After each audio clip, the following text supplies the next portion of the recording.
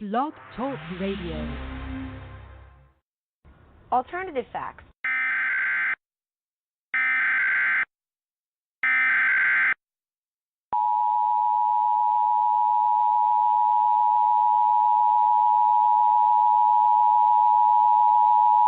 The following message is transmitted at the request of the United States government.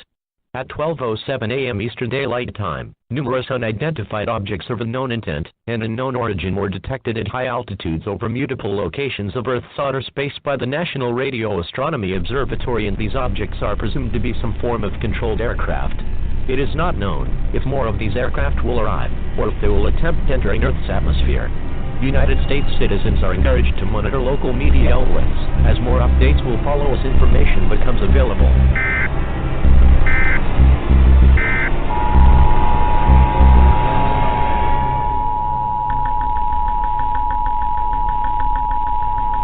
The following message is transmitted at the request of the United States government. Attacks by the undead have been reported in several states across the country. The dead are rising from their graves and are attacking the human race. At this time, it is expected that more attacks of this nature will occur in several other states in the next few hours. The intent behind the attack is unknown at this time. He has been observed that a bike or exchange of fluids is a method of transmission.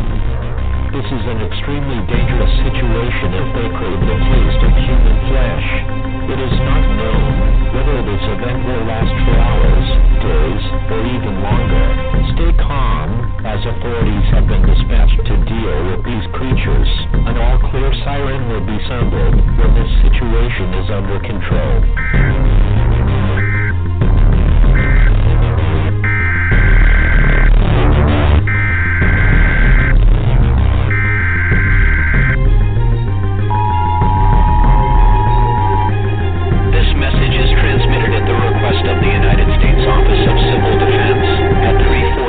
Pacific Standard Time, nor is detected a long-range nuclear missile launch.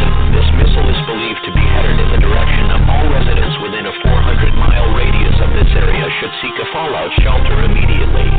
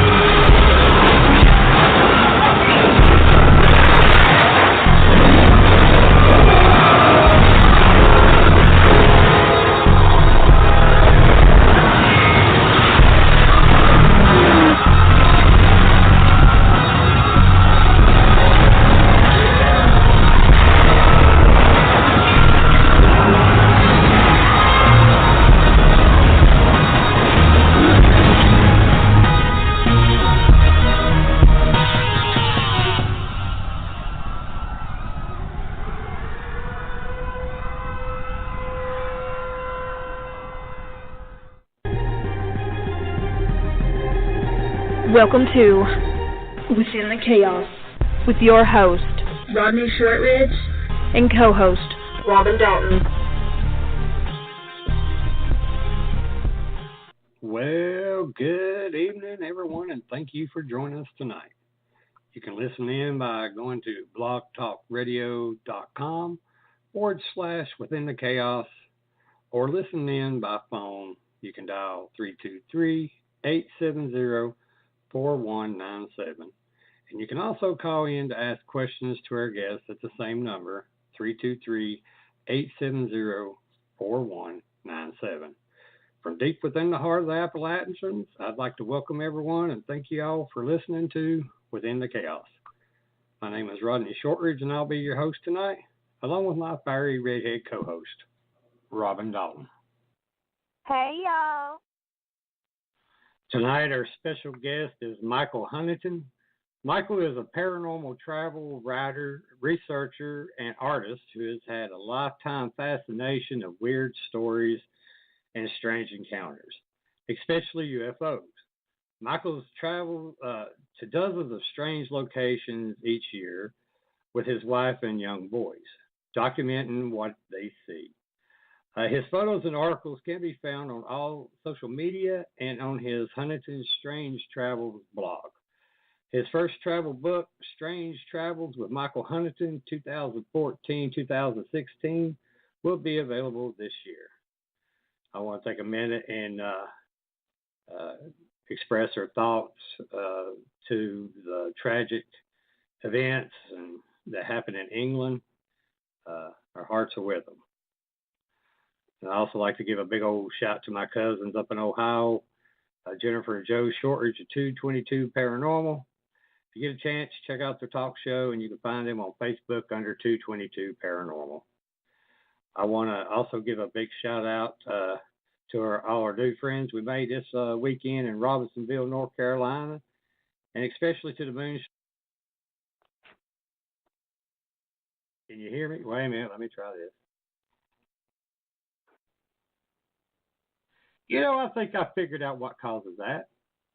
What is it? I think when somebody calls in, that it cuts me out like that.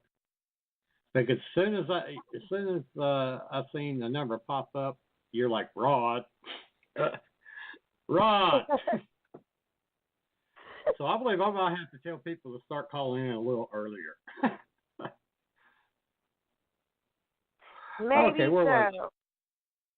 Maybe that's what I got to do because I just seen that. Damn, I just learned something tonight. Well, what part did you miss? You were in the middle of telling everybody about our trip to meet the Moonshiners. All right, yeah, we had a good time. It was last weekend, and we was in Robinsonville, North Carolina. And I want to give a big thanks to Lance Waltrip from the hit TV show Moonshiners for inviting us down for a meet and greet and to share some of their clear. Rod.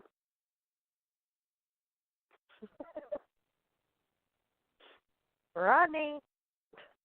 I'm here. This better not do this shit all night. This is aggravating now. Lord have mercy.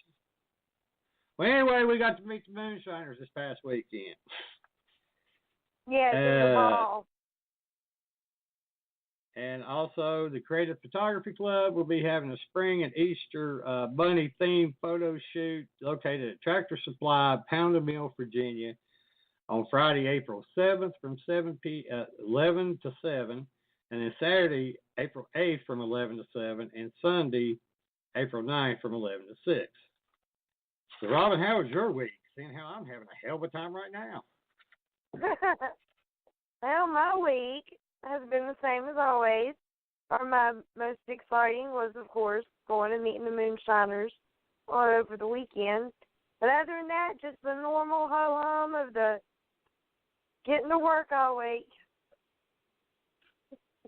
Now you're cutting out. What is going on with Blog Talk tonight? I don't know. I hope it ain't like the other night. Gosh, me either. Lord have mercy. Lost half the fucking show because of it. Well, let's hopefully he can hear us. Well, probably after what I just said, he'd probably be like running and be like, no, I ain't dealing with them people. Well, it's my honor if he's listening and can talk and we can hear him. Is Michael Huntington. Hello, Michael. Are you there? I am here. Can you hear me? Oh, We yes. sure can. We have contact. Excellent. Well, Michael, before anything else blows up or goes wrong, can you tell us a little bit about yourself and how you got into the strange travels and what does strange travels mean anyway? Well, I like to take trips with my wife and my two boys. I have a boy, Robbie, and a boy, Sammy. They're, I guess, about 7 and 5 now. And just like any other, family, we like to take trips to normal places, the beach and amusement parks and whatnot.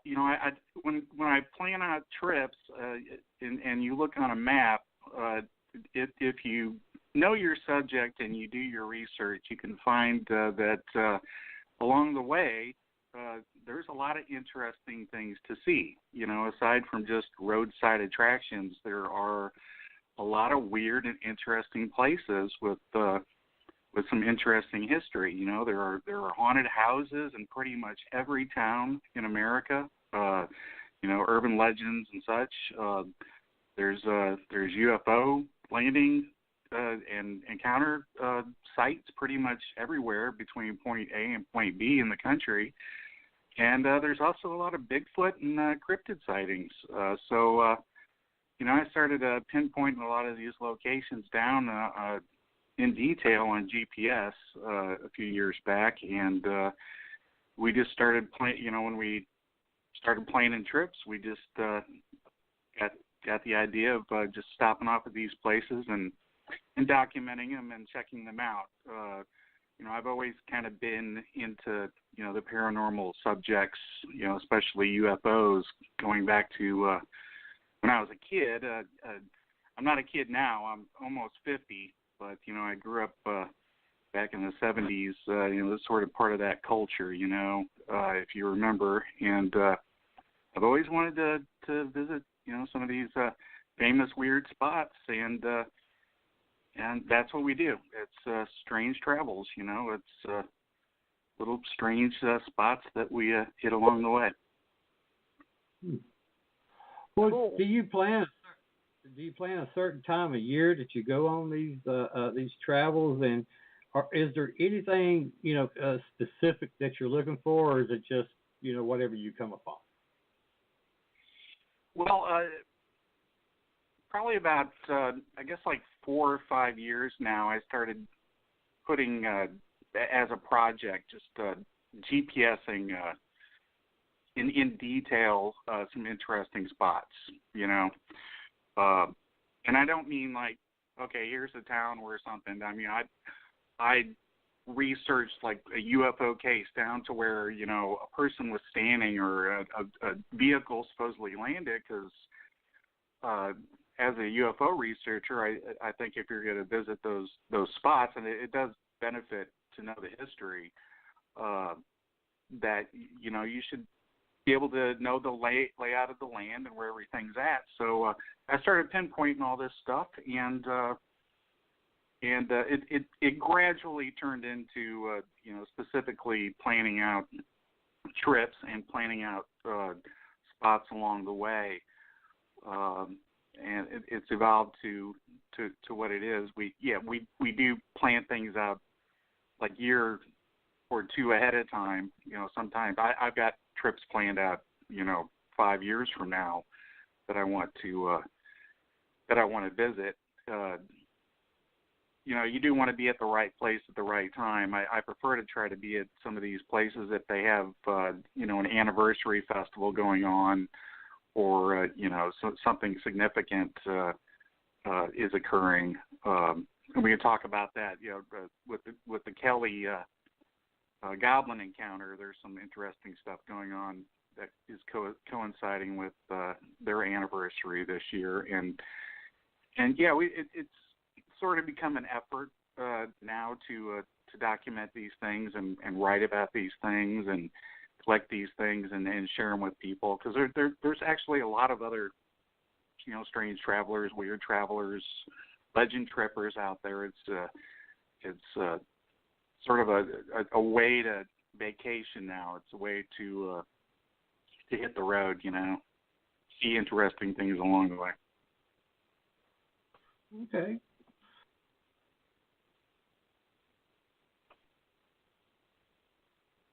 Rod?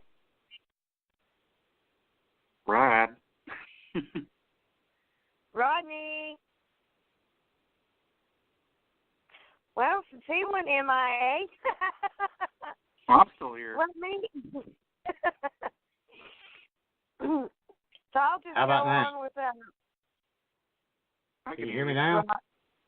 All right, I now can we hear you can. now. Okay. Well, you got to give me a check, because what I have to do when that happens, I have to turn. When that happens, I'll just go ahead and start asking questions, because it's doing it again. Putting you to work as Serious? a co-host tonight, huh? Yeah, at least she's getting making that money. Okay. Where was the first location that you traveled to, and why was that location the first one you chose to go to start your travels?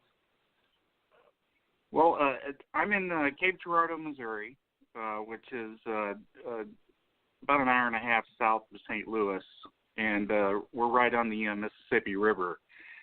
And Cape Girardeau itself, has some interesting things around it. So, we did some of the local traveling to, some of the stuff around here. And over in southern Illinois, probably one of the first places we went to was the location of the Murfreesboro Mud Monster sightings from 1973. We went over to check out some of those locations when we went over there to check out a cool park, that the boys wanted to see, and started going to some other spots. Went up to Millstadt, just over in Illinois, just outside of St. Louis, where the Triangle UFO sightings from back in 2000 were a number of police officers had some encounters. It's sort of a famous multi-incident law enforcement encounter now. We coming back along the way, we decided to follow the same route as the flying saucer, the triangular craft, and from there was we saw that we could do this, that we could take vacations to places and check out some haunted houses. There's a lot of that stuff around here. Of course, Cape itself is famous for a UFO crash that occurred back in 1941 that predated Roswell. So we're sort of famous for that now, and a lot of people are starting to come here, to look around and look at stuff. So that's where it started, and then we, I have a bucket list. I do have a list of some of my favorite cases that I've always wanted to check out, UFO wise, Bigfoot wise, haunted houses that I've always wanted to see. So we could sort of plan our trips now. We've been down to the Gulf. We've been out east, and next few years we're going to make our way out west a little bit more. Well, you need to put on your bucket list Pocahontas, Virginia. Look it up. We could show you around the town. I mean, it's a ghost town, and you probably would enjoy it. Oh yeah. Oh yeah. You got some ghosts, or what do you got there? Well, we got everything. Yeah. See, it was the first actually booming mining town on the East Coast, and it's been 2 or 3 mine explosions that killed quite a few men, and a lot of the town, it's fallen down, but they're trying to revive it. But we've had the privilege to investigate a lot of the buildings, and we've got a lot of evidence, and plus there's a big cemetery that they started when one of the explosions that killed like 117 miners. And it's really a historical place. I mean, you would, if you're into the creepy kind of thing and paranormal, yeah, this might be a place that you might, maybe want to put on your bucket list. Yeah, I might have to do that. I think we will probably make it over to Virginia probably here in the next few years. I think we're going to go, out to D.C. and check out some of the stuff around there.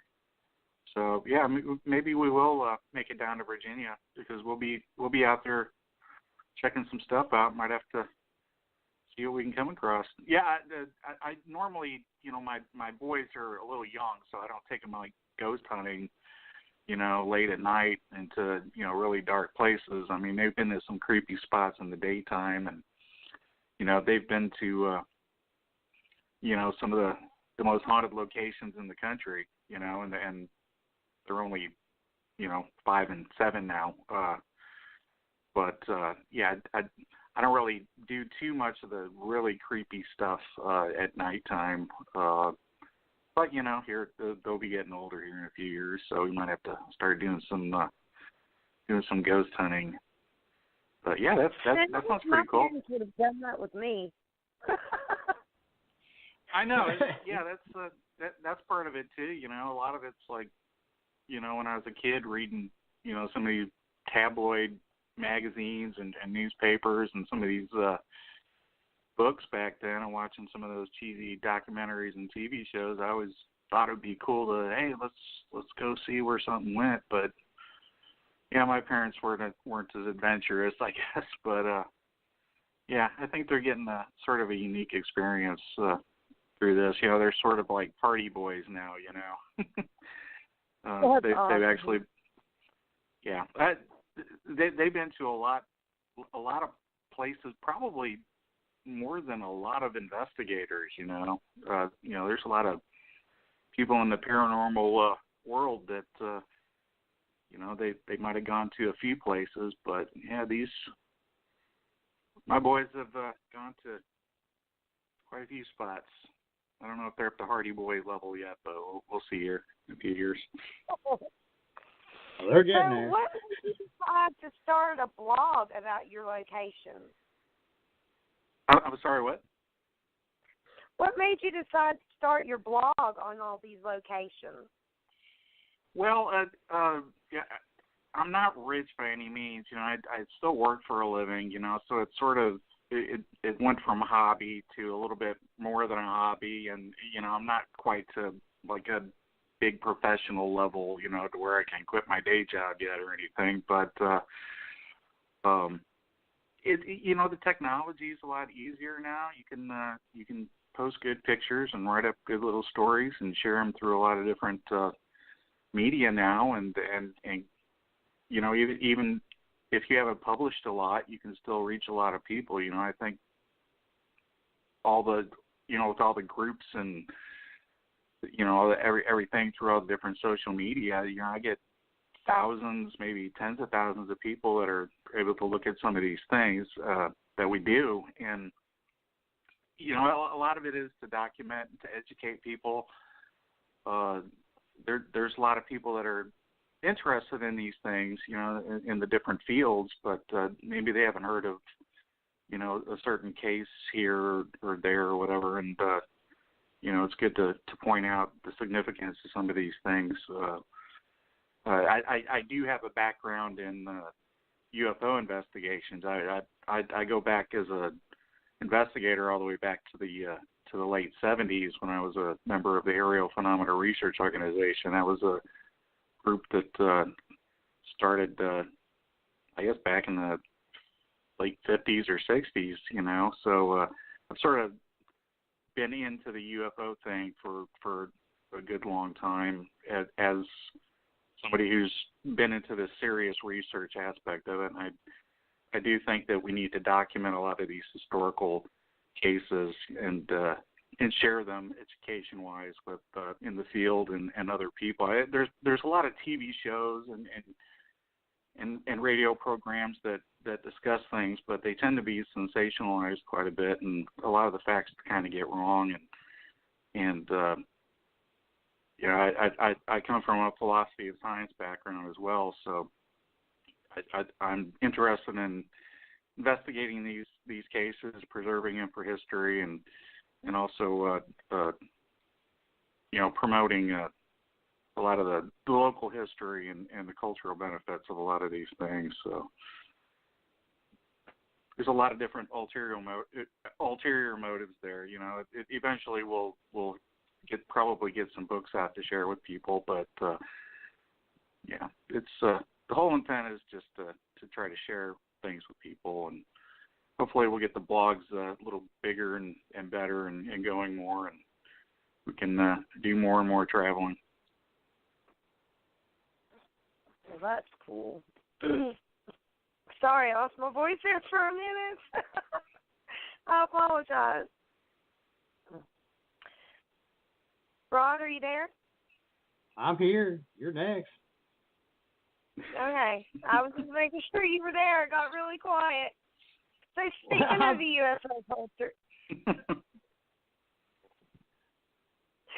speaking of the UFO culture, sorry. What I know you were talking a little bit about, back in the day about all the UFO stuff. Did anything significant happen to you to make you want to start that?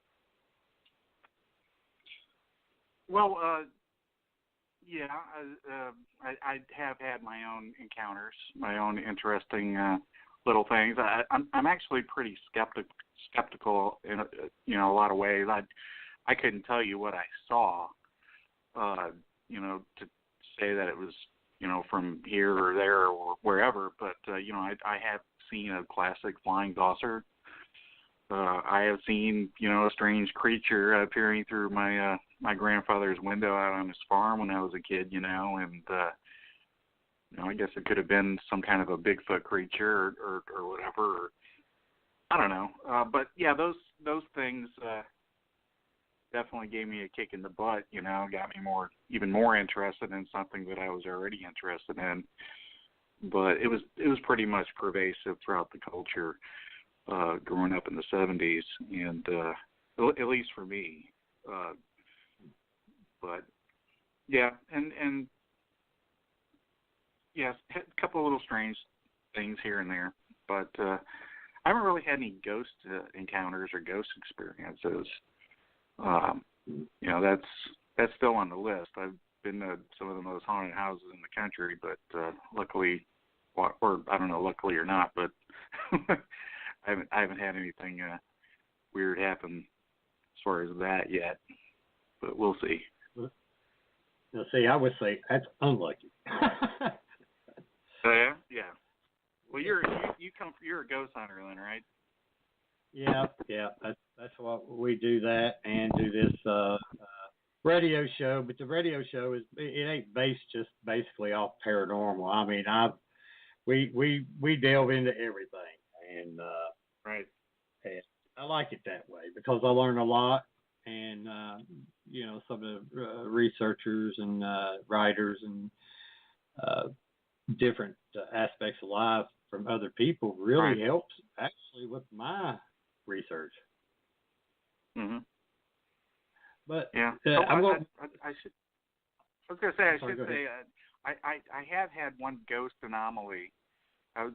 We were at the Crescent Hotel last year, and I didn't see anything, but I did get something weird photographed. I couldn't tell you what it was or whatever, but we'll be heading back there here in a few weeks, so maybe we can do some more serious ghost hunting down there at the Crescent Hotel, which is, I guess, one of the most haunted hotels. So, yeah, I should add that, there's that. I do get photographic anomalies. That's kind of interesting. But, sorry. Oh, it's all right. Well, I kind of want to delve more into your UFO background and your knowledge. Have you heard of the Project Orange? And if you have, can you explain it to everyone what it is? Project Orange? Yes, sir. No, I'm not familiar with Project Orange. Could you give me a little more info? From what I understand, it's got to do with some government testing with aliens or supposed aliens. From what I understand, it's kind of vague. I've just heard it through different other people just kind of brought it up, but I never really got a chance to delve more into it. And that's really why I was thinking that maybe you know more about it. I specifically haven't heard of anything Project Orange. I mean, I might read across it, read a little bit something about something similar to that, but having followed the UFO field for almost 40 years now, there are so many projects and so many conspiracy theories that it's really kind of hard to know what's what and which project is which. I mean, you can literally name 50 or 60 different supposed governmental projects, from all of the different alphabet organizations of the government, and they have different aspects, different focuses. Some of them were obviously hoaxes, and some of them misinterpretations of actual projects. I personally am not familiar with Project Orange, although probably if somebody did know a lot about it, it would probably sound very similar to a lot of other different projects. Of course, projects do go by different code names and different designations, and those things do change depending on which organizations are running them, or if or if they change hands, or close up or restart or whatever. So as far as projects related to UFOs, like I said, there's the more studious sort of examples of government involvement in different projects, and then you get into the really conspiracy oriented, mind control, alien interaction, hybrid secret base, underground base sort of conspiracy ideas. Do I necessarily believe in a lot of those? No. Am I going to say that those things happen or don't happen? I think some of them probably have some basis in truth. It's a little harder to determine, the actuality of some of these things. Am I still interested in them? Absolutely. If I go out to Dulce, I'm going to look out there and look for myself to see if there's secret bases or underground facilities, regardless of what I think of the stories. They do have significance. All of these accounts, all of these stories have significance as far as our culture and as far as history and influence upon UFO culture. So regardless of the truth or not, and the truth is important, but it's kind of hard to figure out which cases and which projects out of a whole pile of hay, which one's the real needle out of it, Hmm. But it's a long way to say I really don't know about Project Orange. Okay. Well, have you been to Skinwalker Ranch? And, if you have, can you explain, what's happening there, or what happened there, or what did you have any experiences if you were there? I have not been to Skinwalker Ranch. That area is definitely on my list. I got Skinwalker Ranch and Farmington, New Mexico, and Dulce, and all that whole area up there marked out for some future trips here, probably within the next 3 years. But Skinwalker Ranch it's famous within UFO cryptid conspiracy circles as being one location that sort of exhibits a lot of strange phenomena all at once. You got unidentified objects, you got strange creatures, you got cattle mutilations, you got weird psychic stuff going on, and secret government things possibly happening there. And a lot of people have looked at it. A lot of people have wrote about it and spoke about it. I think there's probably still some interesting things going on. But Skinwalker Ranch is unique, but there's also a lot of other places throughout the country that are just like Skinwalker Ranch. They are areas that are localized that have sort of all kinds of different paranormal things going on. And that's one thing that I've discovered by, pinpointing a lot of these different paranormal things on one map, is you'll see that, in some of these areas you'll have Bigfoots, UFOs, haunted houses, and, weird urban legends all within one little area, which is kind of interesting. There's places like that all over the country. Near me, there is a place called Missouri Skinwalker Ranch, and that's a place called the Marley Woods. I have been there. The Marley Woods is not its real name. It's a name that was given by UFO researcher Ted Phillips. I guess probably about 15 years or more now. Ted Phillips is one of the premier UFO researchers in the history of UFOs. He did, the groundwork and the legwork on a lot of the most famous cases, especially ones that have dealt with landing traces. And Marley Woods was his project in south central Missouri, not too far from me. And like Skinwalker, it had a lot of things all localized in one little area. A couple farms had, UFOs and creatures and cattle mutilations and all sorts of, landings and all sorts of weird stuff. And then you could go out there and you could see these things yourself. And I think places like that are good to visit, not just to document, but to also give us clues as to, if we are going to research these things scientifically and try to get a pinpoint on what some of these things are, aside from just, collecting stories or folklore or whatever, which is also beneficial, that, we need to find these localized places and do some field studies and do some investigations. So, I've been to Marley Woods. I've been to Missouri's Skinwalker Ranch, and hopefully in a few years we'll actually make it out to the real one. Well, talking about a little bit about the animal mutilations that they've talked about at Skinwalker Ranch. Do you feel like that's true, and that could be possibly alien related? Well,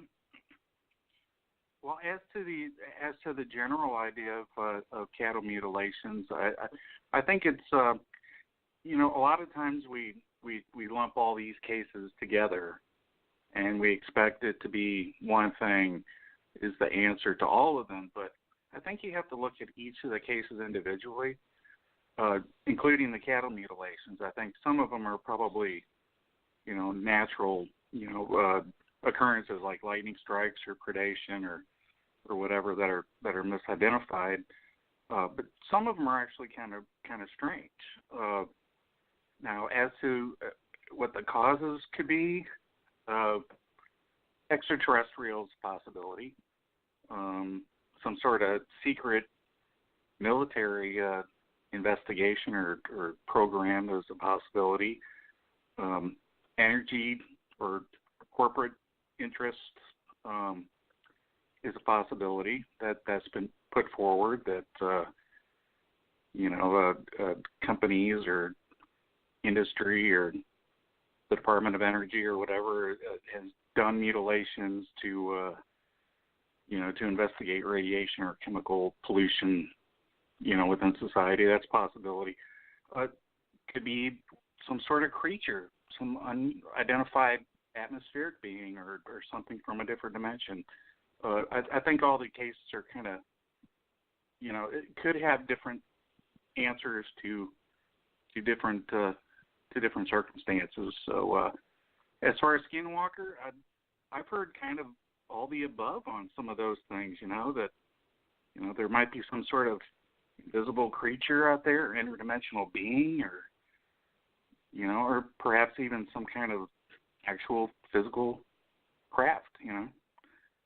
But I don't know. I think we do have to look at all these things individually and on their own. Mm-hmm. Well, what's your opinion on alien abductions? And, have you been to any of the locations of these planes? Yeah, it's been. I have made it down to the Pascagoula abduction site, the famous Parker Hickson location from October of 1973. That's considered one of the top cases, top tier cases as far as close encounters of the third kind. I don't know. It's again, we need to judge these cases individually on their own merit, but I think something is going on.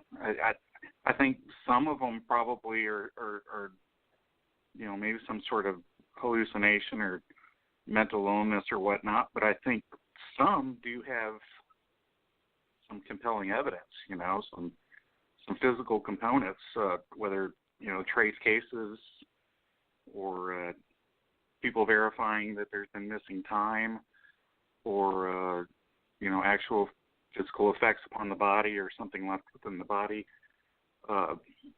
We also did an investigation of the Stanford abduction, which was the case in Stanford, Kentucky, which was back in the 70s as well.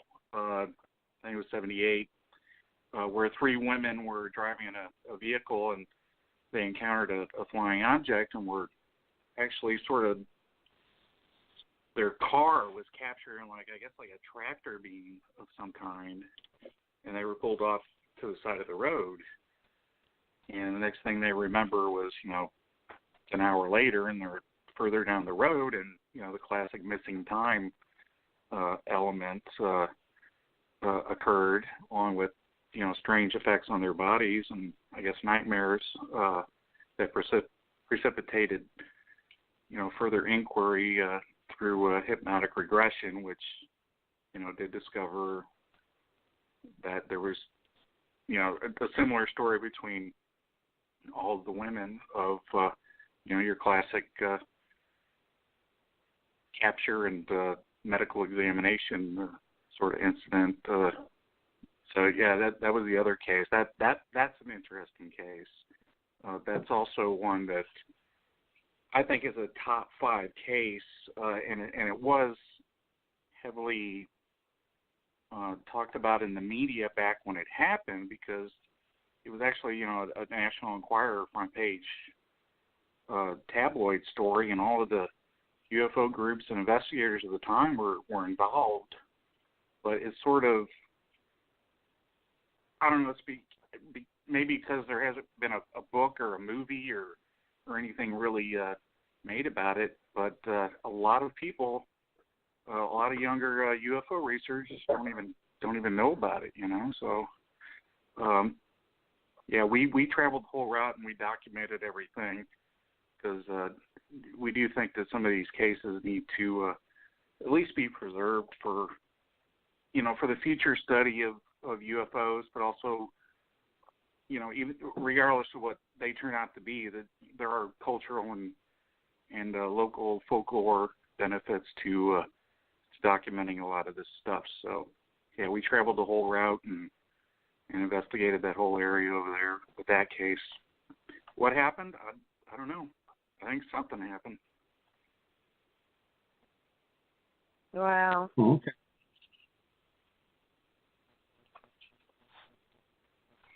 Robin, you're next. I'm trying. I'm sorry, y'all. My phone has been, I'm telling you, it's just been, I actually had to hang up and call from another phone. Sorry about that. We didn't miss a beat. Oh. So what type of aliens do these abductors, the ones who have been abducted, do they describe? I mean, are they common aliens that, the abductees have contacted with? Like just regular, do they all have like the same description?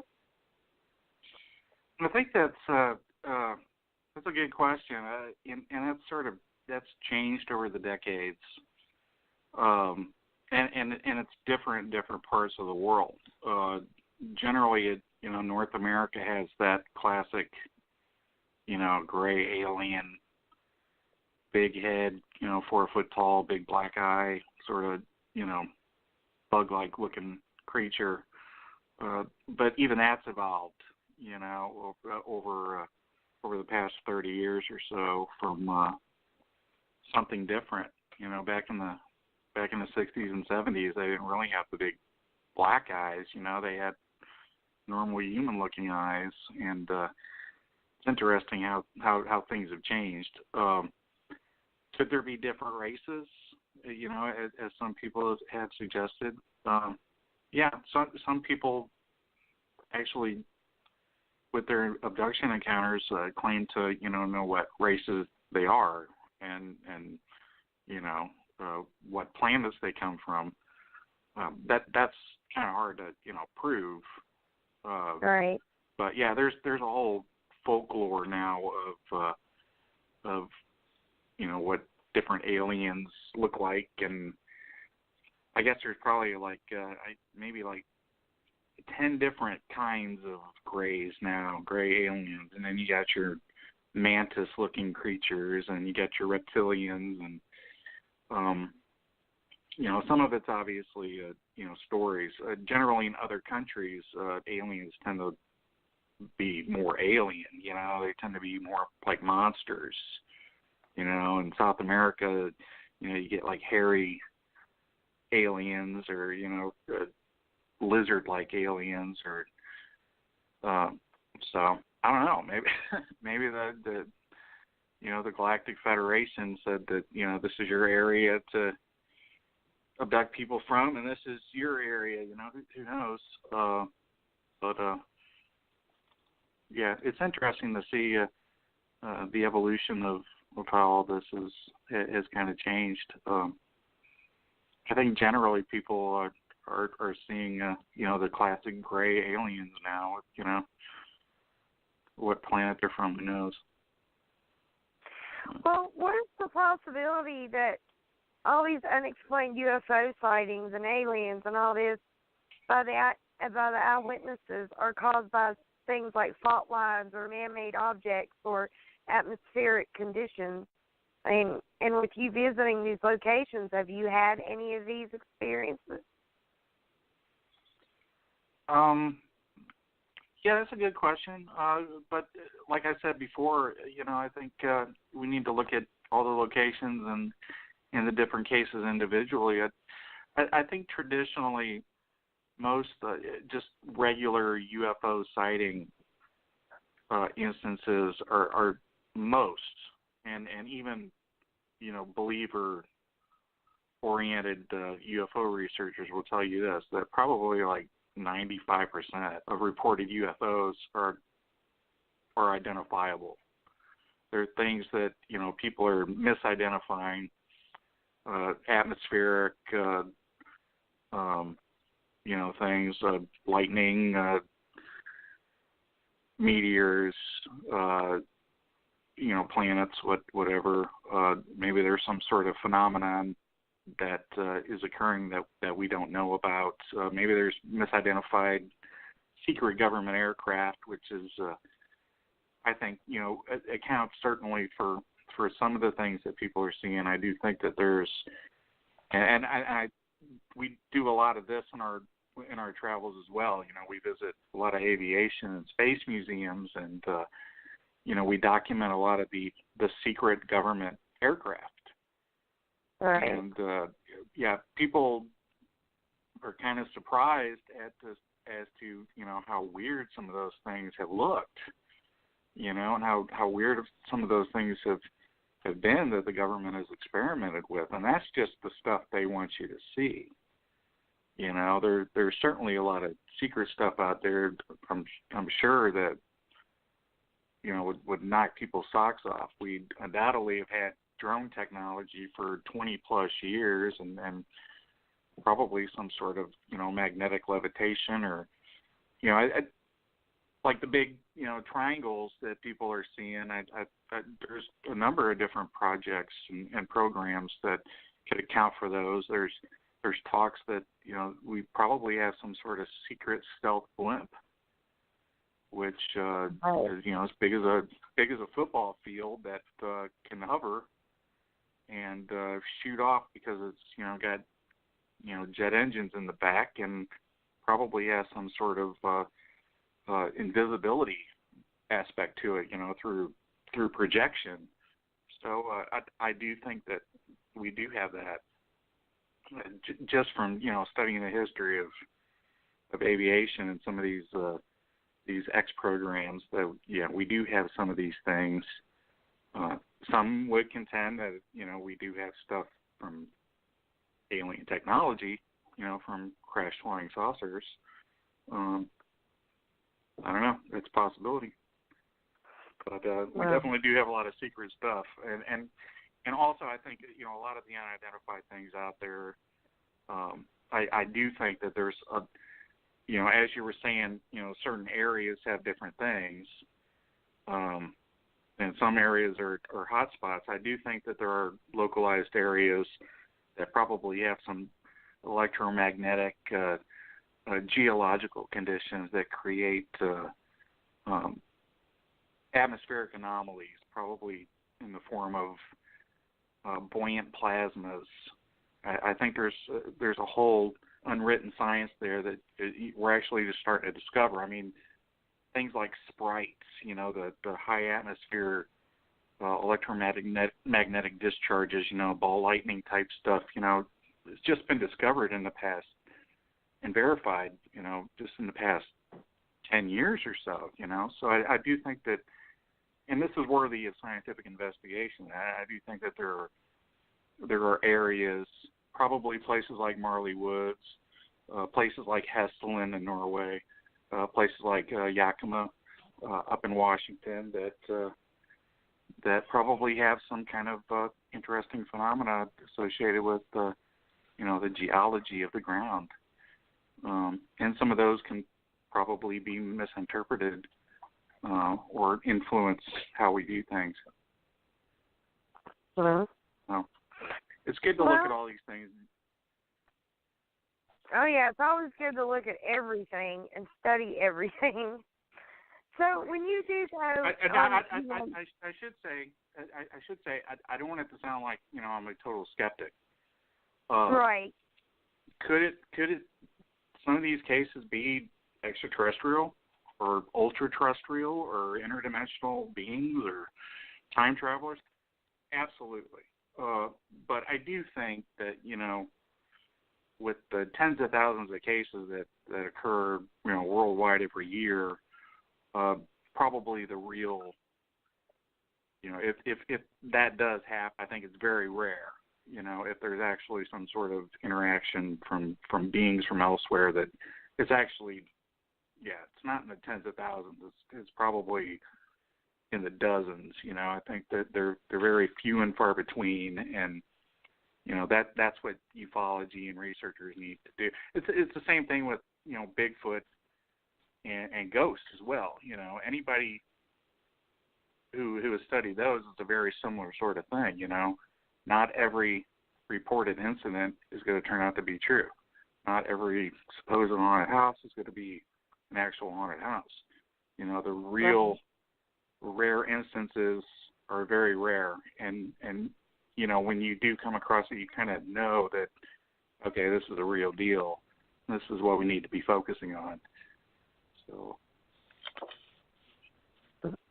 well, when you do go, on some of these investigations in different places, do you go into a case scientifically, or do you use any, do you go in there religiously, spiritually? I mean, or do you just go in there completely, just blindsided and just go with it?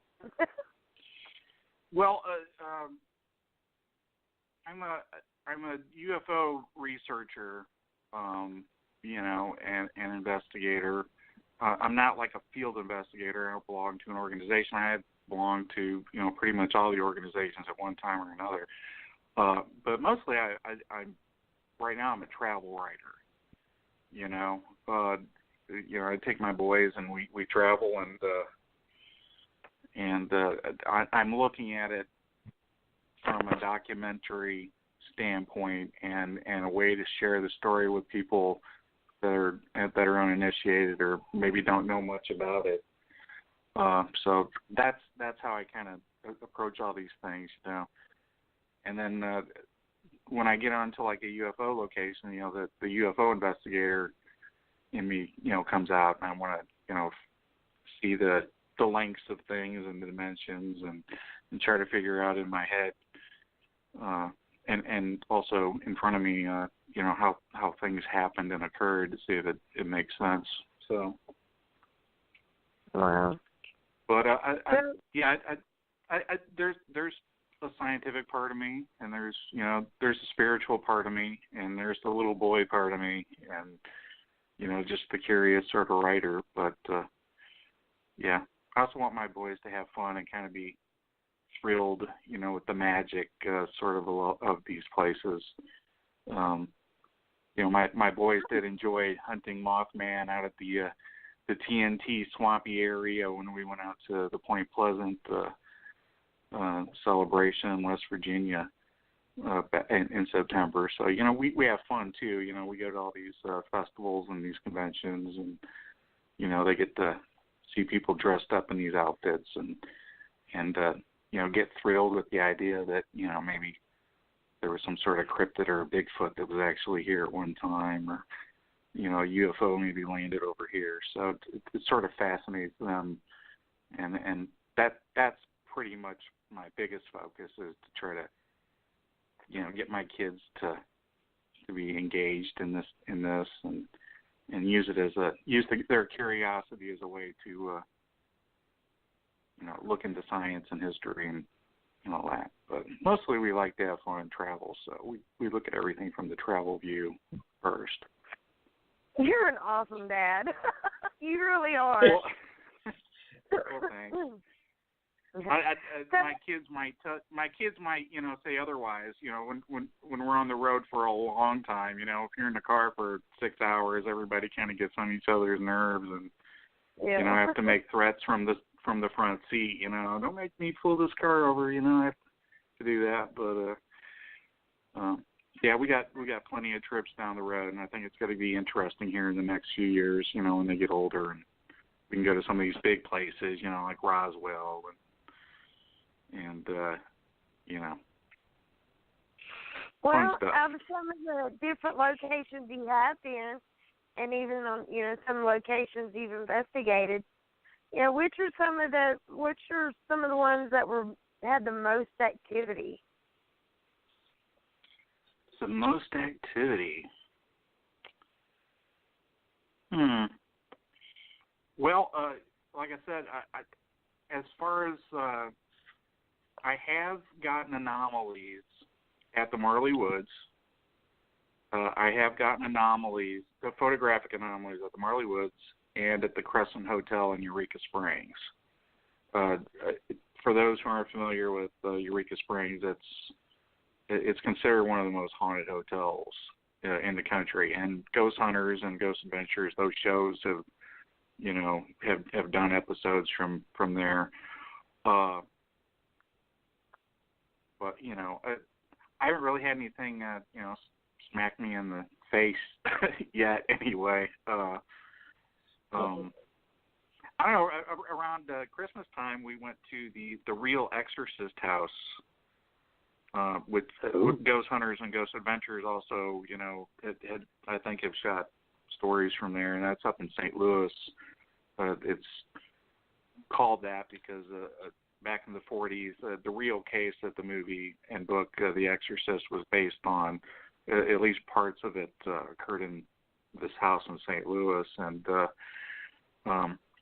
when we were up there a few months back, I decided to knock out, when we were up there for the holidays, I decided to knock out 3 or 4 different haunted houses at the same time. And I guess a week later, probably about a week later, I was in the hospital. Oh, right. And some people, have suggested that, hey, you can't go to 3 of the most haunted. We went to the McPike Mansion in Alton and Exorcist House and the Lett Mansion up in St. Louis. We did that and a couple of other, spots, all within a 2-day period. And some people are like, you can't go to too many evil places at one time. Otherwise, it's gonna, that's probably why you ended up in the hospital. But I had, I was in the hospital for about a week, and did the Exorcist house or some of these other places cause that? Well, I'm probably not gonna, do too many. I'm gonna space my cursed places out probably a little better in the future, probably not do too much, get too much bad karma all at once, you know. Yeah, don't sprint, make a marathon out of it. Yeah. But well, no, I got to. I'm sorry. Go ahead. I'm sorry. Well, since you're talking about this, all the places you've been to that's supposedly haunted or whatever. Have you ever been somewhere where you've been like afraid or fearful of a location? Well, we went to Bobby Mackey's Music World in, I guess, just outside of Cincinnati, and that's considered one of the most haunted spots in the country. And we went there and just sort of hung out outside, and that place gave me a vibe. Now, I don't consider myself, psychic or intuitive or anything like that, but I don't know. Maybe it's when you go to a place that's called, the gate to hell. Maybe that sort of influences you psychologically, to maybe get kind of creeped out or whatever. But I didn't really even want to, look at the place. It's just sort of kind of creepy and weird. And I think there are places like that. I think there are places like that, even if you don't know the folklore, you don't know the stories behind it, that, you sort of get, maybe it just looks weird, but, you sort of get a sense that, okay, something's off here. Human beings do have intuition, I do believe that.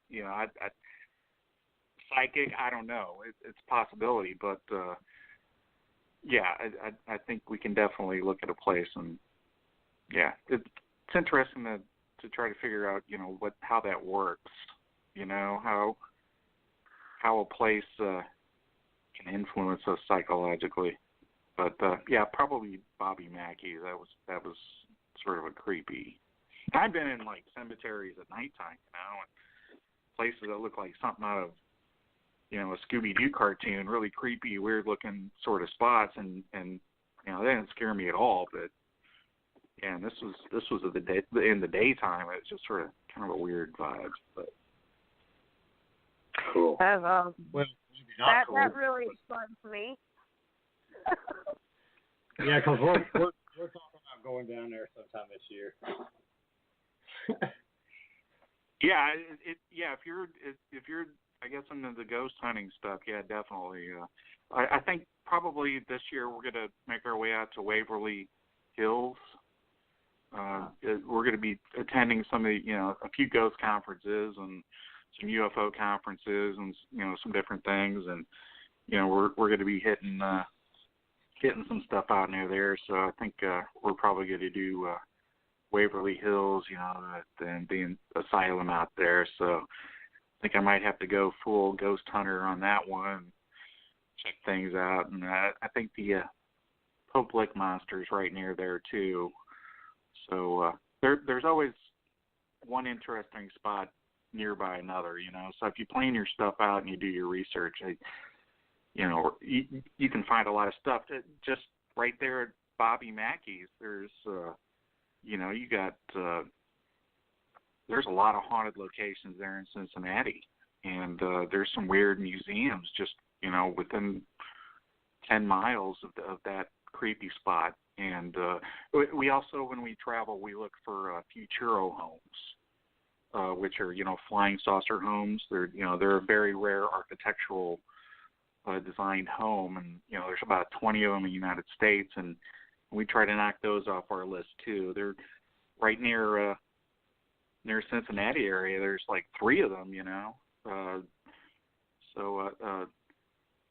there's always interesting stuff. There's always little roadside attractions. There's always little haunted things, all within a little circle. But yeah, definitely if you make your way out to Bobby Mackey's, try to schedule in, find some of these other places. I think there's like a haunted opera house in Cincinnati that's also considered one of the more haunted spots in the country as well, so that might be a good one to check out there. And and I think there's also a ventriloquist dummy museum right near there, which has like some haunted ventriloquist dummies, which is just the idea creeps people out. My wife wouldn't let us stop by there because ventriloquist dummies really creep her out, and the idea of haunted ventriloquist dummies creeps her out, to unbelievable levels. we weren't able to, I don't stop. blame her on that one. What? I don't blame her on that one. Yeah, they creep you out too. Yeah, so yeah, my wife wouldn't let us stop by there. So, do you have you found any evidence of human hybrids? What do you think about those? Do you think they're real? Human hybrids. Have I found any evidence? No. Am I familiar with a lot of the accounts? Yes. I'm friends and colleagues with a lot of people that do believe in that and do promote that, and people that have been involved in abduction research and abductees as well.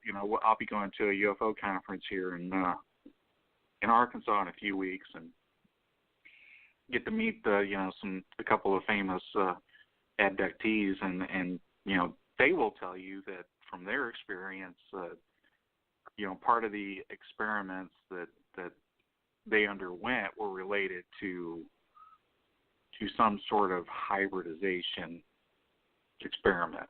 That eggs and ova and and DNA and everything was collected with the purpose of creating some kind of hybrid race. That's pretty much part of the abductee folklore now. That right. Yeah, that is the purpose. That's the reason that they're visiting, whether they're beings from the future, from another planet, or we're all part of some alien zoo and they like to come down and experiment on us every once in a while. I guess it sort of depends on your interpretation of what reality is, because if we are an alien zoo and we've been controlled all throughout human history, that sort of puts things into perspective. Have I personally had any experiences? No. Am I open to the possibility? Sure, but for me, yeah, you can have an experience, but I want to see some evidence. There is part of me that's a skeptic, and it's from my philosophy of science background. I want to see some. I want to see some scar tissue on you. I want to see some, an implant. I want to be able to determine scientifically that that there was some sort of event that we can verify and look at, because people can be deluded, people can misinterpret things, but also there could be a real sort of thing, which I do think is rare. Right. Hybrids? Yeah, maybe. I don't know. Well, how open are the people that you speak to about their experiences and things that has happened to them? Are they pretty open, or do they kind of shy off? You got to kind of work your way in. Well, I think when you're talking to people that are part of the community, and that's the same thing with the ghost hunting world and the the Bigfoot and cryptid world. Generally, people are more open-minded or open with each other if they know that you're part of the community. Even if you're a skeptic, everybody that I've interacted with is open about their viewpoints on things, their experiences on things. I haven't had anybody be reluctant to share anything that they've experienced. I think generally, if people have a UFO sighting or incident or, a Bigfoot encounter or, some sort of ghostly encounter, they tend to be a little more reluctant to tell, strangers or, family members or, coworkers or whatever because, they don't want to be perceived as being weird. But that's changing. People nowadays really don't care if people think they're weird or not. People are going to be who they want to be, and we sort of live in a geek culture now where people wear their Bigfoot encounters on their sleeves and they put bumper stickers on their cars, and then they don't care what you think, so which is good, which is fine. It's we're also dealing with cultures. These are specific subcultures.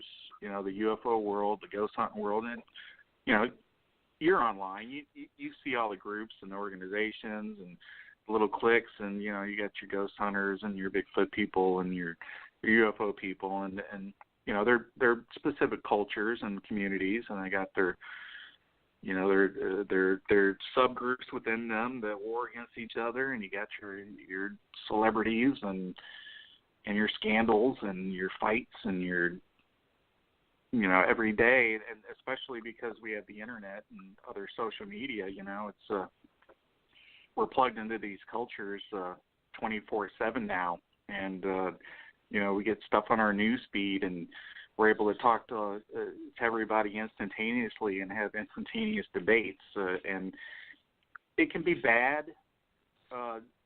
especially if you start flame warring, with each other and calling each other names and people blocking each other, and this Bigfoot, this guy doesn't like this Bigfoot guy because he believes Bigfoot's a ghost, and this guy doesn't like this Bigfoot guy because he thinks it's an alien. You can have those little fights, but generally, I think the interaction, within the various groups within the subcultures is a lot better because of communication access now.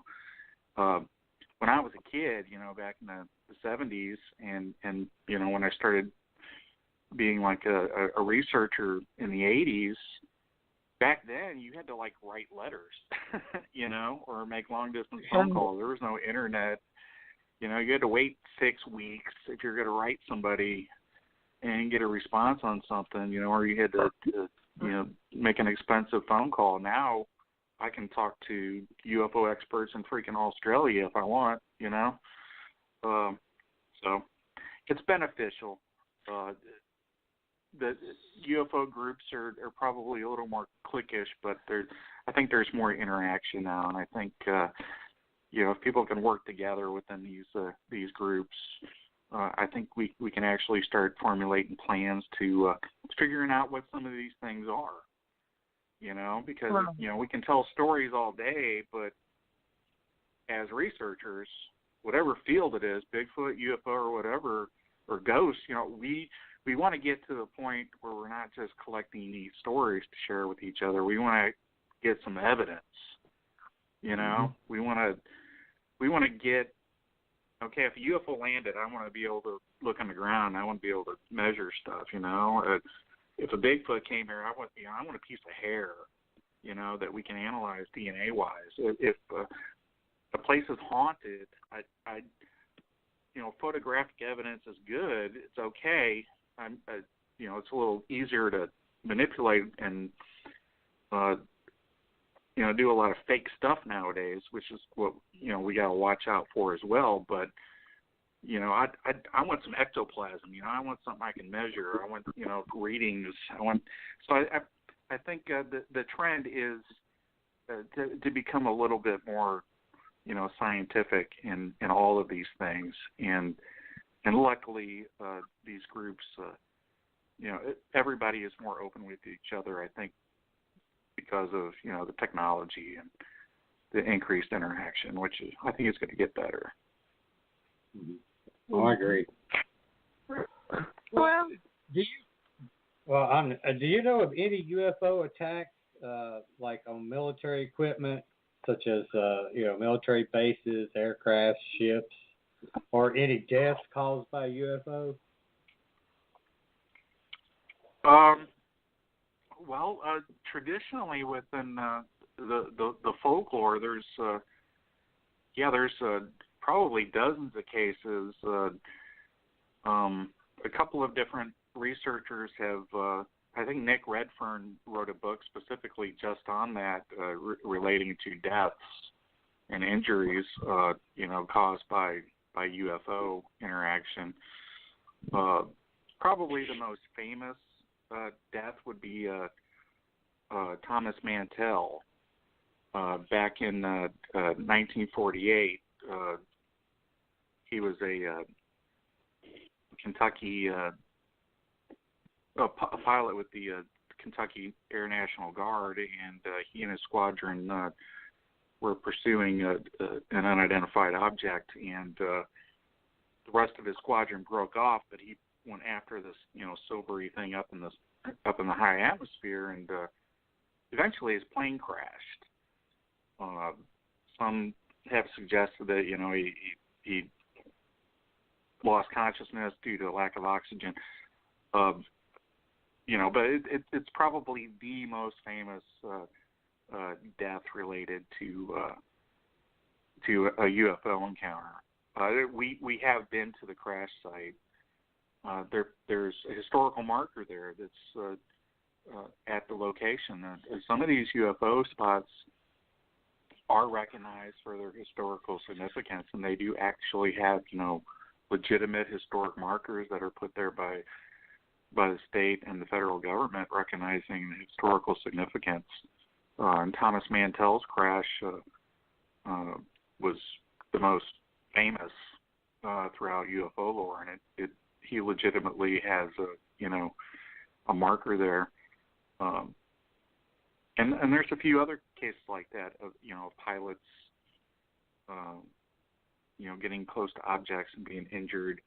The most famous injury probably would be like the Cash Landrum encounter from 1980, which occurred near Huffman, Texas. That is one of my favorite cases. Betty Cash and Vicki Landrum and Colby Landrum were driving in a car, and along their path there was this big fiery sort of diamond that blocked the road and burnt them. And the diamond was surrounded by helicopters and flew off. It became a famous case. It's probably one of the most famous close encounters of the second kind in history, and that is some place that we will definitely be visiting here. We were going to do it this year, but we decided we're probably going to do it next year because of just the way the conference schedules and everything are set up. I think we're going to do Chicago this year and check out some of the haunted stuff. But I think next year we'll make it down to the Cash Landrum location to check that out. A lot of these classic cases that I have listed that I want to explore have already been explored, like through a lot of research, and have been part of documentaries and news accounts over the decades. So a lot of this stuff is just me wanting to go there and check things out for myself and writing about it and taking pictures of things. And I do encourage people, if they're interested in these sort of things, to do your own research. Don't just passively let a documentary tell you everything. Get into Google Earth and see what the street looks like, and kind of figure out what things are about. I think that'll be a good trip. We'll probably do that next year, and we'll definitely take pictures because everybody has ideas in their minds of what things what cases look like, but in reality, maybe things are a little different than what they have perceived. Okay. Well, have you ever seen any evidence or heard of any evidence of UFO sightings in the past, as far as like the cave art and even any ancient manuscripts go? I mean, do you feel like there's a correlation?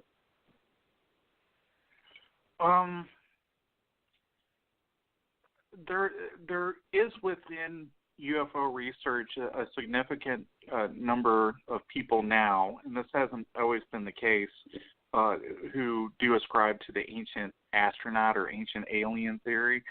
I think probably the more popular TV shows related to UFOs are the ones that postulate ancient aliens.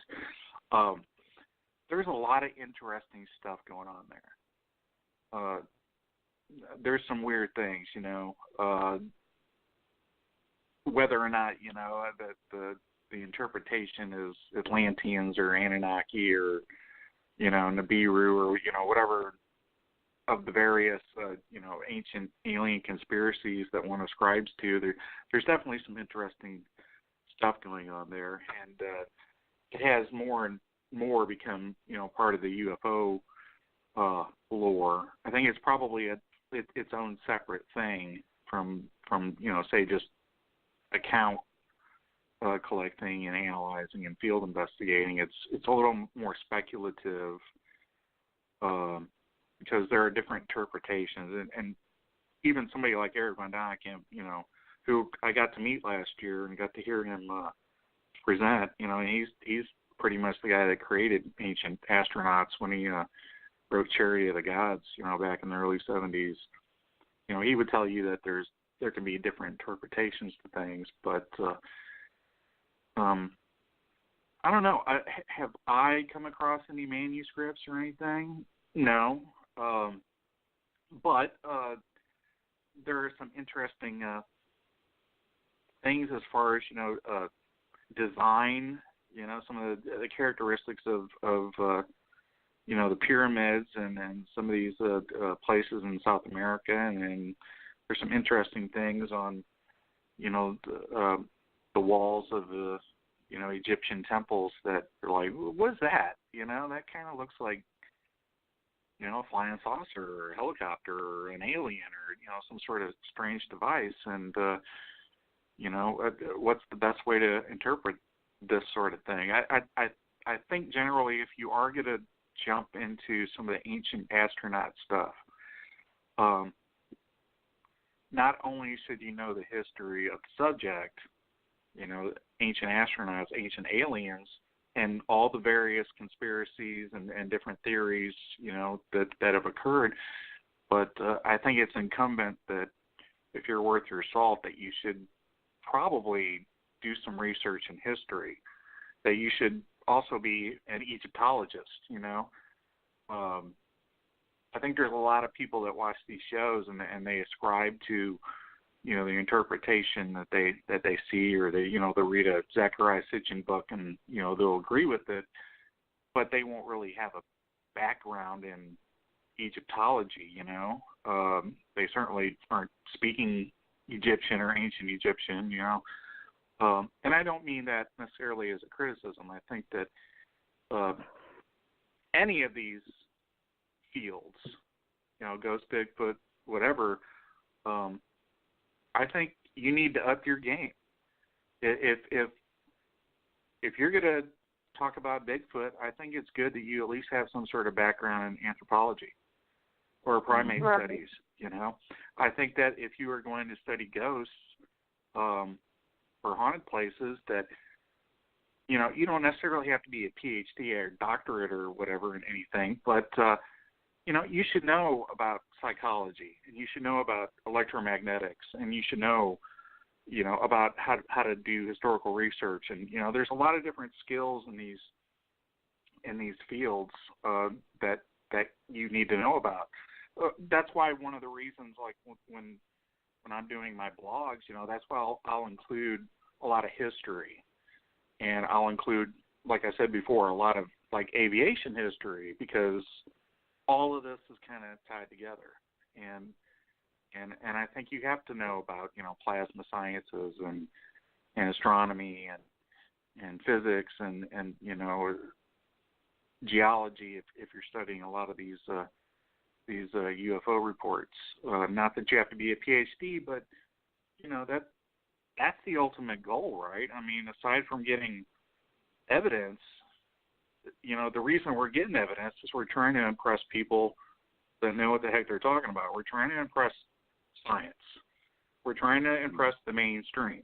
We're trying to impress upon the academic world that there are legitimate things that they are not looking at that they need to be looking at, because it will benefit science. And that's the purpose, ultimately, of science, is to find the truth, not to debunk stuff or just say something doesn't exist, but, to be objective about things and be able to look at some of these anomalous instances and see if we can determine some things scientifically as to, what's going on. The ultimate goal is to find the truth. I love the stories. I love, the history of UFOs, Bigfoot encounters, ghost stories and all that. And they're great on that folklore, sort of spooky story level, on an entertainment level. And that's why most of the stuff that we see, it out in the world, it's entertainment, You're not seeing like lectures on, on things. So it's there's the entertainment aspect, but ultimately, we need to try to push the envelope. And the way we're going to do that is we're going to have to become better. We're going to have to know what we talk about, when we're talking. We have to know the history behind not just, the phenomenon, but all the other stuff associated with it. We need more professors and people with PhDs and electrical engineers and people like that, in all the fields. I would love to get some anthropologists out in the field looking for some Bigfoots, or That'd be cool. Get some. And some are more inclined to do that now, which is good. But and the way to do that is, not to be at war constantly all the time with science. I think we need to try to reach out and try to work together to find out, what's going on with some of this stuff. And first thing to do is, make it fun and make it interesting and be honest with each other as to, hey, if something's a mystery, let's try to figure it out. Yeah. Right. Oh, I agree 100%. I mean, that's, I even went back to school and got my degree in photography just because of my group, Black Diamond. And the people that's within my group, I got, Robin's husband, he's a construction type worker. He understands heat ducts, the swelling and shrinkage of wood. So I've got his expertise. I've got a police officer, got his expertise in, just observing. Robin's expertise is just running her mouth. But he that's the one. EVP. Yeah. Well, I should say you do need regular people too. You do need laymen, because sometimes, with some of these things, you don't want a bunch of scientists, because they're right. They're going to be very narrow in what they're looking for. Mm-hmm. You do want people that are maybe intuitive, or people that, maybe they don't have a background in physics, but they know the folklore aspect of it, right. or the local urban legend aspect of certain areas. As far as like ghost research research, I think most of your people that are of the expertise aspect of it are people that know history, that know local history, and that's the first thing that you need as far as, as ghost research. You need to know the stories, the background, the legends. You need to be able to know how to do your research into a specific location to find out, okay, this building was built here, it was owned by this person, and you need to know the whole background, as opposed to, just, hey, that place looks spooky, let's go in there and see what we can find. I think real researchers do their homework. And that's what you want. not everything has to be perfect. Not everything's going to be perfect. And if you have results, whether it's EVPs or orbs or whatever, those are going to be open to different interpretations. Okay, and that in essence, it's not hard evidence. It's considered soft evidence. But if you get enough of it, to demonstrate that there are a lot of anomalies at a specific location, that can get you to the next level, to where, okay, well, yeah, we got photographs and got EVPs, but now we're going to go back with some electromagnetic equipment, and we're going to turn the lights on, and we're going to try to see what we can measure, using various techniques and whatnot. So, I don't discount anybody from any of these fields. I think you do have to have your experts, but you also have to have your lay people, because science is not picking up the ball when it comes to ghosts and Bigfoot and cryptids and UFOs. They're sort of, they laugh it off and dismiss it, because of the entertainment aspect and the culture or whatnot. But there are people that I think are starting to look at it, and most of the work is done by regular folks. And the more prepared they can be, the more they do their homework, the more people that you can rely upon and tap on the shoulder and say, hey, let me have your expertise on this. I think that ultimately will make things better. I think most people in the field are looking to, whatever the field is, they're looking to find the truth. There are some people that are charlatans. There are some people out there that are just looking for publicity or a TV show or whatnot. That happens, but I think generally most people in the paranormal world have had an experience, and they want answers, and they don't want to delude themselves. They want real answers, and I think that's a good way to look at it. Well, that is true. I've come to the conclusion that the longer I do this, the more questions I have and the more answers I need. Yeah.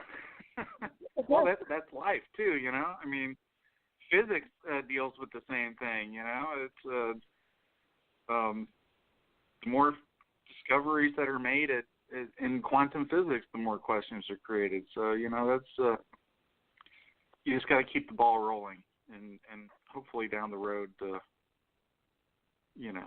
But nobody has to convince you. Nobody has to convince anybody. It's not really about convincing. It's about trying to find the answers for ourselves, as well as trying to find the best evidence to at least get other people to consider things in a fair way. Right. Well, I know I've read that during the Second World War, that German scientists, that they may have developed a circular wing machine type thing, and maybe even flying saucers, and also something about I think a bell or some type of time machine, or some type of machine that was able to be transported from, I guess, Germany to America. Have you, in your travels, found anything about that, or know of anything about those type of events? I am certainly familiar with all the stories. We do visit aviation museums, and we do come across some of the German experimental aircraft that the Nazis were developing towards the end of the war, 44, 45, and there are projects that they were working on right towards the end of the war that may have got off the ground, may have been stopped, may have come to the United States. The Nazis developed the first jet. The Nazis developed the first rocket. The Nazis developed the first intercontinental ballistic missile. The Nazis launched the first rocket into outer space. They invented video technology. They developed the first to develop nuclear energy, and were on their way to developing a nuclear bomb. So there are rumors that they were developing circular foils, and they were developing circular foils. Didn't really get into large production, but they certainly were on the drawing boards, and there were test aircraft that were built. They certainly built and even flew flying wings, which, if you look at them, bear striking resemblance to not just, some of the stuff you see flying in our skies now, like stealth bomber, but some of the stuff that was sighted back in 1947. When Kenneth Arnold had his first had the big sighting that launched the modern flying saucer era, he didn't really see a flying saucer. He described it as flying like a saucer, but what he saw was something that looked very similar to, a Horton flying wing, which was, a German test aircraft that was being developed towards the end of the war. And there's rumors of other stuff that the Germans were working on. The bell idea, the story of Die Glocke, which is a bell-shaped object that involved, anti-gravitics and spinning magnetic fields with engines that had spinning magnetic mercury inside of it. There's a good possibility that at least some of that was on drawing boards, and whether or not it was actually developed or flown, I don't know. That's the one that some people have contended that, it was a time machine.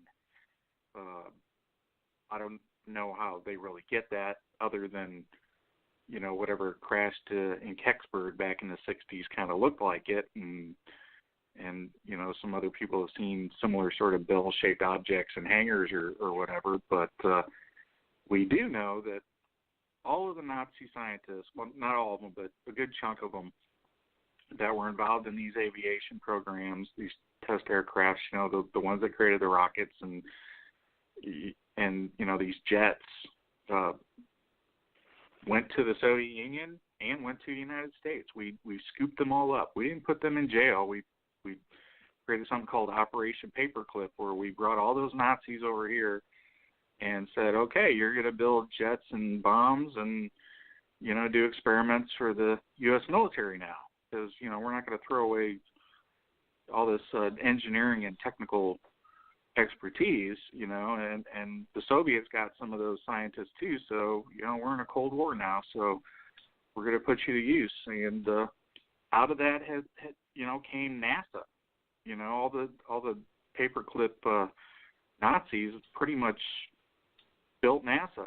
Wernher von Braun, and he was in charge of the Russian rocket program. He was the one that created the V2 rocket in essence, and also created the Saturn V rocket. That put us on the moon. So could there have been other stuff secret that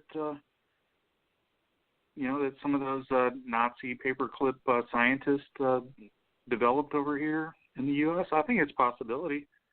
I think if you believe that what Kenneth Arnold saw was an extraterrestrial craft, then you can also at least entertain the possibility that what he saw was perhaps, a Horton flying wing that we had built or had captured. That's a possibility. And certainly the military and the aviation part of the government and black projects have benefited from perpetuating the flying saucer stories, because it's a good way to dismiss things, especially if you're trying to maintain its top secret aspects. So I think probably I don't know. I think some of that probably is still secret to this day, because there's a lot of government aviation and space programs that are still secret. And that's not a conspiracy theory. There's still a lot of stuff, even to this day. Whether or not it's attributable to, crashes at Roswell or even here in Cape Girardeau, that's open to debate. But we do at least know that some of them were from Operation Paperclip and from some of our own developments, So. Well, could you tell us a little bit about the book that you wrote that's coming out?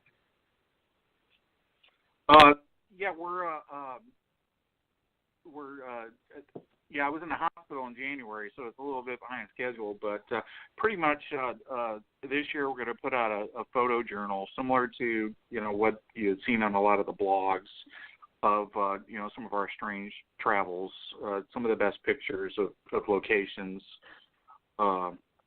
That's sort of to get things rolling, get people interested in our travels. And next year we're going to put out like a bigger travel, like the essay book as to that'll be more of a traditional travel book. But yeah, sometime I was hoping to have it done by spring here, but because of the scheduling, we'll probably be maybe after summer or the fall. We're doing the formatting aspect to it right now, but all this is not really to make a whole lot of money, because I'm going to be traveling with my boys and doing this regardless of if anybody reads any of my blogs or if I make a dime off any books or whatever. It's just our way of living. This is what we do now. We visit these places and we do it for ourselves and try to share it with people. But hey, if I can get a couple of books out there and a couple of dollars, that'll just help. It'll go right back into taking some more trips. Oh yeah. Yeah, we're not. I'm working class. My wife's a teacher. I've worked on a lot of different things. I worked here at the casino here in Cape Girardeau, and we do our trips and I do some writing here and there. But we pretty much just take our money back from taxes, and plan some trips, and we really only travel probably, I guess, 4 weeks out of the year. But we do plan everything out and try to get a biggest bang for our buck. When we're planning out all our trips, there's a lot of points between A and B with a lot of interesting and weird stuff. I do anticipate next year after we get the essay book going to engage in some more legitimate UFO books. I do want to write some books on some of the best cases here in Missouri. I think we'll probably start out with that, and then I would like to venture deeper into the Stanford abduction, because nobody's really written anything about that story since then, and nobody's really written a book about Cash Landrum either. So I think after we take those trips next year, we'll get down and we'll start doing some actual UFO books. But of course, we do have trips planned here for the next 5 years. There's Roswell anniversaries coming up. There's Kenneth Arnold sighting anniversary coming up. NASA's going to be launching some trips to the moon here. So here within the next few years, I'll probably take the boys down to watch some of those launches to the moon with the new Orion program, and see what we can spot along the way, and see some interesting spaceships and maybe some more X-planes, and we'll see. Awesome. Well, wow. Well, I also understand that you're an artist. What type of artwork do you do? Do you sell any of it? And if you do, where can people purchase it? Well, I have done acrylics and oils probably for I used to be a political cartoonist. I used to do political cartoons for my college newspaper, and do little art things here and there, as well as writing. And then I got into painting, actual painting on canvases,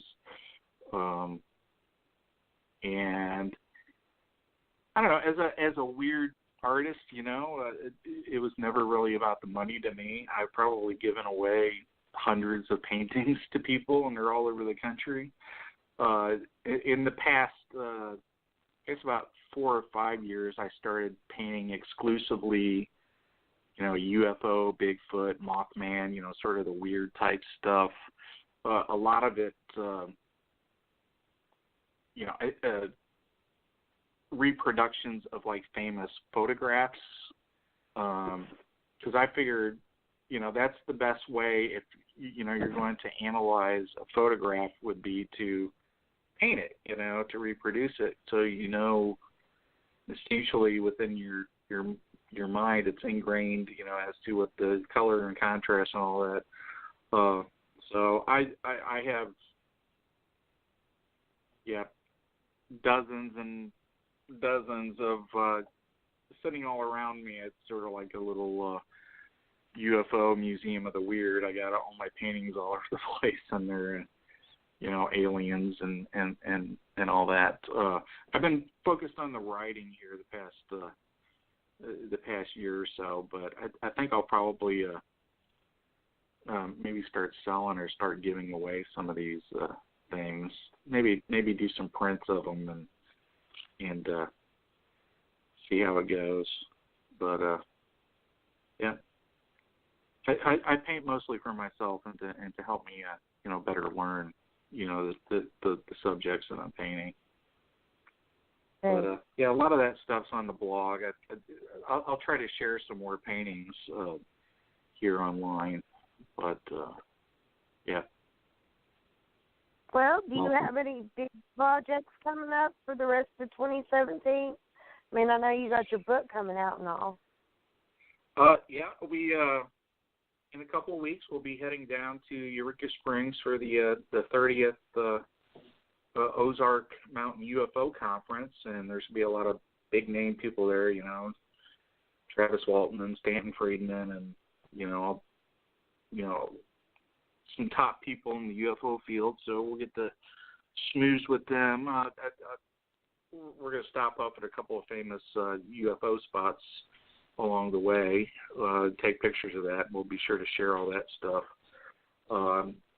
We also have the Haunted America Conference in Alton. I think we're going to be going to that. There's going to be a lot of ghost people there. That's Troy Taylor's convention up there in Alton, which is a really spooky town. I think Alton's considered to be probably one of the most haunted towns in the country, just because it's got a lot of different places within it. I think McPike Mansion there is considered to be one of the more actively haunted spots.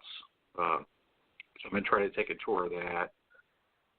And, of course, the big thing this year is going to be in August. In Kelly, Kentucky, in 1953 in Kelly, Kentucky, just outside of Hopkinsville, there was the famous goblin encounter where a rural farmhouse was attacked by, these big bug-eyed creatures, these silvery creatures with big ears. It's you probably would recognize it if you saw the creatures.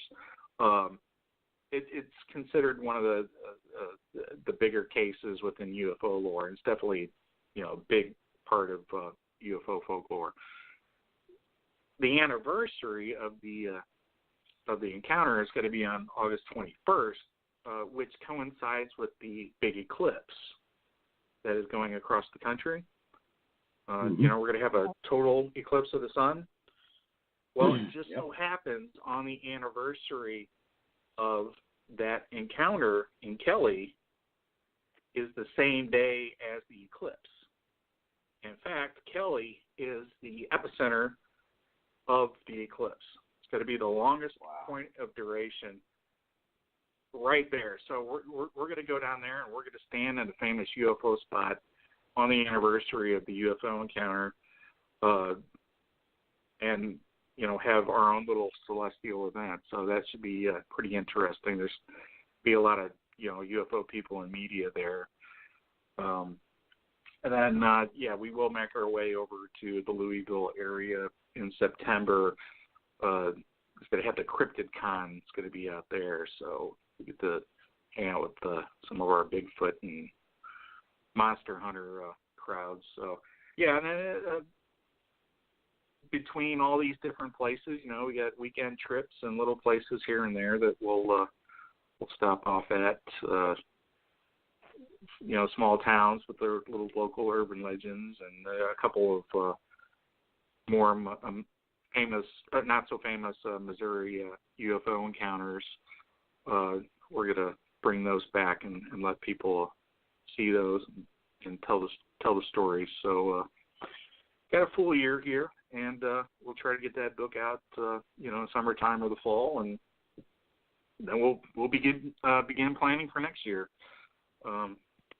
If anybody has any suggestions or anybody, at least this year, who's in like the Kentucky, Illinois, Tennessee sort of area, if they have any little small town, tales or spook light roads or haunted graveyards or any sort of weird places that we should know about, let's get in contact with me on Facebook, and it's always good to share these things with everybody. So is Facebook the best way to contact you if anyone has any questions, thoughts, or concerns and wants to get in touch with you? Yeah, I'm usually on Facebook. I like everybody. I carry no matter where I'm at, I have my phone with me, and I all of my social media are sort of connected together. And you can message me or add me as a friend, and we can talk. If you want to Skype, we can do that too. I'm all open to talking to people. And that's how it's done nowadays. Everything's done through social media. Everything's done through your cell phones and everything now. So hey, I'm here. If anybody wants to chat or has any ideas or wants to debate, or hey, let's go, let's do it. Awesome. Well, like I said, you get a chance, look up Pocahontas. I think you would really enjoy. I have written that down. I'm definitely going to try that. I think you would really. Pocahontas, you Virginia, could even, right? You could actually go on my website for the group, and if you want to, and look at some of the photos and audio and the history and stuff that I've already posted up about the town, and I've got it all over my Facebook page, and oh my gosh, I think people think I live there, but I don't. I live about 20 miles from there, but it's kind of become an adopted town for me. Yeah, it's weird how that works out, doesn't it?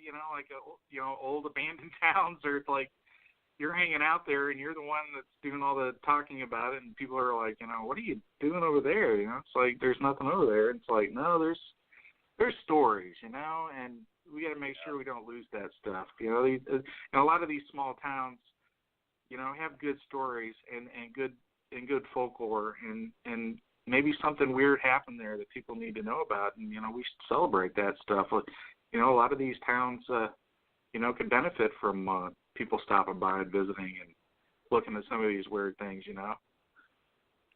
Yep. Spending some money. That's right. Spend some money, come out and have a good time, and might learn something. That's right. Well, Michael, we're running out of time, bud. So I appreciate you coming on the show and sharing your experiences and your research and your thoughts. And I mean, it's always great to talk to somebody and to be able to learn so much from them. Well, thank you.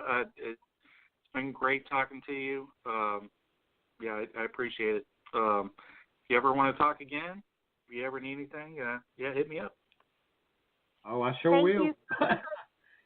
I'm not thanks, shy. guys. I'll thank you. You have a Me good night. neither. All right, thanks. Well, that's it for us tonight. Excuse me. I want to thank, Lord mercy, let me get that frog out.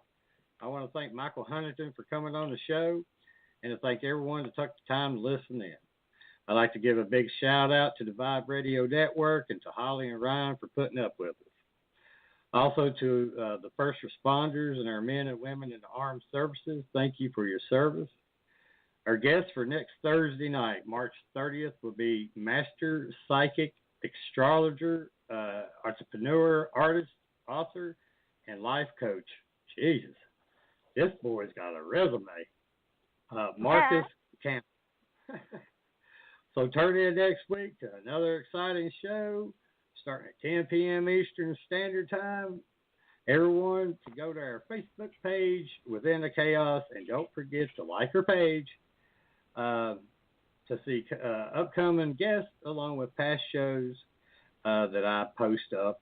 And don't forget to check out our website, www.blackdiamondps.org or blogtalkradio.com/Within the Chaos.